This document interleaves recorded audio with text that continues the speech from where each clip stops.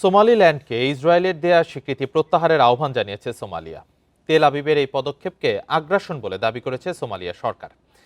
শনিবার পররাষ্ট্র প্রতিমন্ত্রী আলী ওমর বলেন, অভ্যন্তরীণ বিষয়ে ইসরায়েলি হস্তক্ষেপের বিরুদ্ধে চ্যালেঞ্জ জানাতে কূটনৈতিক প্রচেষ্টা চালাবে সোমালিয়া। এর আগে শুক্রবার স্বঘোষিত সোমাল্যান্ড প্রজাতন্ত্রকে একটি স্বাধীন ও সার্বভৌম রাষ্ট্র হিসেবে আনুষ্ঠানিকভাবে স্বীকৃতি দেয় ইসরায়েল। পরে এই পদক্ষেপের তীব্র নিন্দা জানায় সোমালিয়া সহ আফ্রিকার বিভিন্ন দেশ।